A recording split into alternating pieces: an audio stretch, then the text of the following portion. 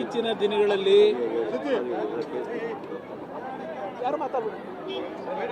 ಕರ್ನಾಟಕ ರಾಜ್ಯದಲ್ಲಿ ಹಲವಾರು ಭಾಗದಲ್ಲಿ ಅಭಿವೃದ್ಧಿಯ ಹೆಸರಿನಲ್ಲಿ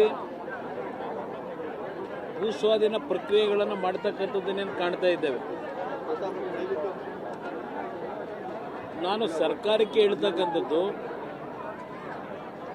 ಹಲವಾರು ಭಾಗದಲ್ಲಿ ಕೃಷಿಗೆ ಯೋಗ್ಯವಾಗದೇ ಇರತಕ್ಕಂಥ ಭೂಮಿಗಳು ಇರ್ತಕ್ಕಂಥದ್ದನ್ನು ನಾವು ನೋಡ್ತೇವೆ.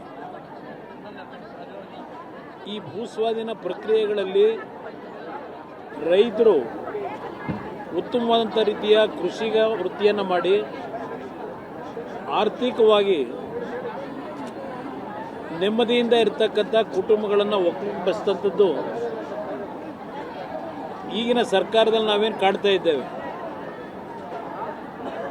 ಯಾವುದೇ ಒಂದು ಅಭಿವೃದ್ಧಿಯ ಹೆಸರಿನ ಭೂಸ್ವಾಧೀನ ಪ್ರಕ್ರಿಯೆಯಲ್ಲಿ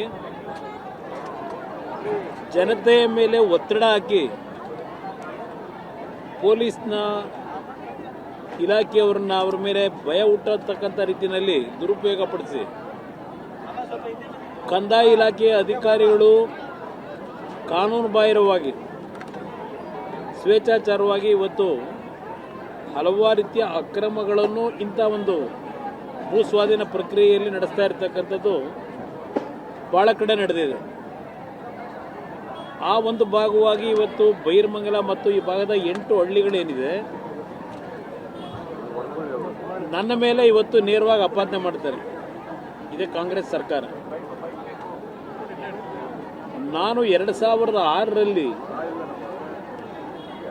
ಬೆಂಗಳೂರು ನಗರದ ಜನಸಂದಣಿಯ ಒತ್ತಡವನ್ನು ನೋಡಿ ಬೆಂಗಳೂರು ಹೊರವಲಯದ 5 ಭಾಗದಲ್ಲಿ 5 ಟೌನ್ಶಿಪ್ಗಳನ್ನು ಮಾಡಬೇಕು ಅಂತಕ್ಕಂಥದ್ದು, ಸ್ಯಾಟಲೈಟ್ ಟೌನ್ಗಳು ಮಾಡಬೇಕು ಅಂತಕ್ಕಂಥ ನಿರ್ಧಾರ ಮಾಡಿದ್ದೆ 2006.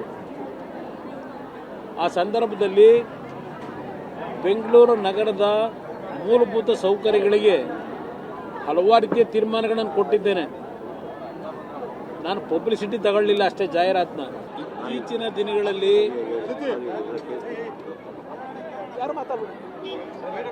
ಕರ್ನಾಟಕ ರಾಜ್ಯದಲ್ಲಿ ಹಲವಾರು ಭಾಗದಲ್ಲಿ ಅಭಿವೃದ್ಧಿಯ ಹೆಸರಿನಲ್ಲಿ